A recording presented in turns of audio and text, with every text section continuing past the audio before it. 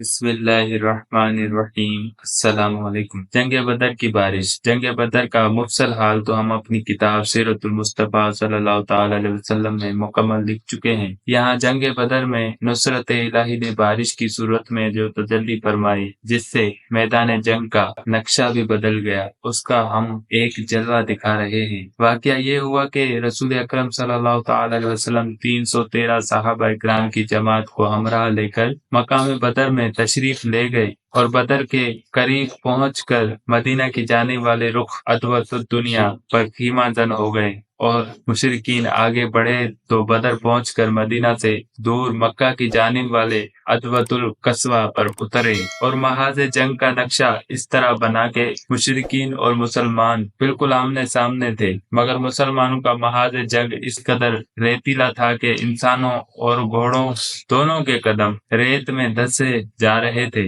اور وہاں چلنا پھرنا دشوار تھا، اور مشرکین کا محاذ جنگ بالکل ہموار اور پختہ فرش کی طرح تھا۔ غرض دشمن تعداد میں 3 گنے سے زیادہ، سامان جنگ سے پوری طرح مکمل، رسل و رسائل میں ہر طرح مطمئن تھے۔ پھر مزید برآں ان کا محاذ جنگ بھی اپنے محل وقوع کے لحاظ سے نہایت عمدہ تھا۔ ان سہولتوں کے علاوہ پانی کے سب کنویں بھی دشمنوں ہی کے قبضے میں تھے، اس لیے مسلمانوں کو پانی کی بے حد تکلیف تھی۔ خود پینے کے لیے کہاں سے پانی لائیں، جانوروں کو کیسے سیراب کریں، وضو اور غسل کی کیا صورت ہو۔ غرض صحابہ کرام انتہائی فکر مند اور پریشان تھے۔ اس موقع پر شیطان نے مسلمانوں کے دلوں میں وسوسہ ڈال دیا کہ اے مسلمانوں، تم گمان کرتے ہو کہ تم حق پر ہو، اور تم میں اللہ عز و جل کا رسول بھی موجود ہے، اور تم اللہ والے ہو، اور حال یہ ہے کہ مشرکین پانی پر قابض ہیں، اور تم بغیر وضو و غسل کے نمازیں پڑھتے ہو،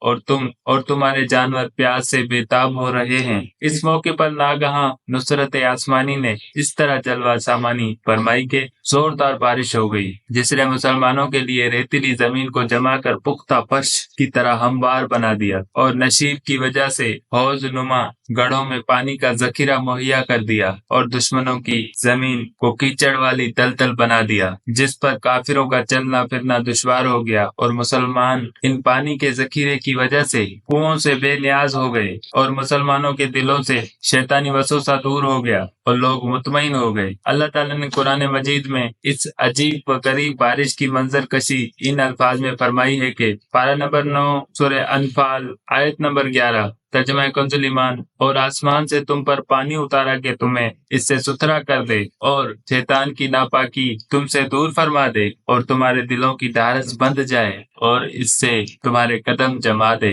اس آیت میں اللہ تعالیٰ نے بدر میں اس ناگہانی بارش کے 4 فائدے بیان فرمائے ہیں۔ نمبر 1، تاکہ جو بے وضو اور بے غسل ہوں وہ وضو اور غسل کر کے پاک و صاف اور ستھرے ہو جائیں۔ نمبر 2، مسلمانوں کے دلوں سے شیطانی وسوسہ دور ہو جائے۔ نمبر 3، مسلمانوں کے دلوں کو ڈھارس مل جائے کہ ہم حق پر ہیں اور اللہ تعالیٰ ہماری ضرور مدد فرمائے گا۔ نمبر 4، محاذ جنگ کی ریتیلی زمین اس قابل ہو جائے کہ اس پر قدم جم سکیں۔ الغرض جنگ بدر کی یہ بارش مسلمانوں کے لیے باران رحمت اور کفار کے لیے سامان زحمت بن گئی۔ جنگ بدر میں مسلمانوں کو جن مشکل حالات کا سامنا تھا، ظاہر ہے کہ عقل انسانی عالم اسباب پر نظر کرتے ہوئے اس کے سوا اور کیا فیصلہ کر سکتی تھی کہ وہ اس جنگ کو ٹال دیں، مگر صادق الایمان مسلمانوں نے اپنے رسول کی مرضی پا کر ہر قسم کی بے سر و سامانی کے باوجود حق و باطل کی مارکہ آرائی کے لیے والہانہ اور فداکارانہ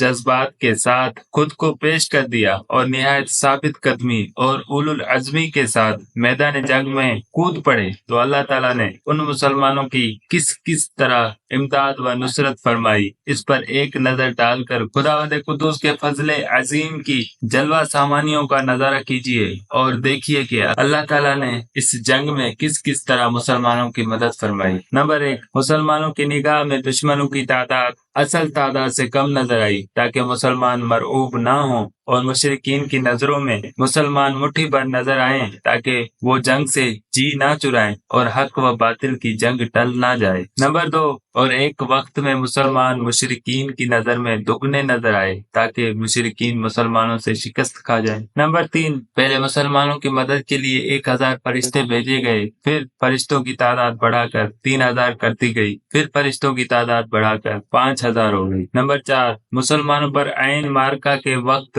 تھوڑی دیر کے لیے غنودگی اور نیند طاری کر دی گئی، جس کے چند منٹ بعد ان کی بیداری نے ان میں ایک نئی تازگی اور نئی روح پیدا کر دی۔ نمبر 5، آسمان سے پانی برسا کر مسلمانوں کے لیے ریتیلی زمین کو پختہ زمین کی طرح بنا دیا اور مشرکین کے محاذ جنگ کی زمین کو کیچڑ اور پھسلن والی دلدل بنا دیا۔ نمبر 6، نتیجہ جنگ یہ ہوا کہ ذرا دیر میں مشرکین کے بڑے بڑے نامی گرامی پہلوان اور جنگجو شاہ سوار مارے گئے، چنانچہ 70 مشرکین قتل ہوئے اور 70 گرفتار ہو کر قیدی بنائے گئے، اور مشرکین کا لشکر اپنا سارا سامان چھوڑ کر میدان جنگ سے بھاگ نکلا، اور یہ سارا سامان مسلمانوں کو مال غنیمت میں مل گیا۔ مسلمان اگرچہ خداوند قدوس کے مذکورہ بالا امداد اور اس کے فضل سے فتح یاب ہوئے، تاہم اس جنگ میں 14 مجاہدین اسلام نے بھی جام شہادت نوش کیا۔ یہ واقعہ ہمیں متنبہ کر رہا ہے کہ اگر مسلمان خدا پر بھروسہ کر کے حق و باطل کی جنگ میں ثابت قدمی اور پامردی کے ساتھ ڈٹے رہیں تو تعداد کی کمی اور بے سر و سامانی کے باوجود ضرور خدا کی مدد اتر پڑے گی اور مسلمانوں کو فتح نصیب ہوگی۔ یہ رب العزت کے فضل و کرم کا وہ دستور ہے کہ جس میں انشاءاللہ تعالی قیامت تک کوئی تبدیلی نہیں ہوگی۔ بس شرط یہ ہے کہ مسلمان نہ بدل جائیں اور ان کے اسلامی خصائل و کردار میں کوئی تبدیلی نہ ہو، ورنہ خدا کا دستور تو نہ بدلا ہے نہ بدلے گا۔ اس کا وعدہ ہے کہ پارہ نمبر 22 سورہ الفاتر آیت نمبر 43 ترجمہ کنز ایمان، یعنی ہرگز ہرگز خدا کے دستور میں کوئی رد و بدل نہیں ہوگا۔ واللہ تعالی اعلم۔ السلام علیکم۔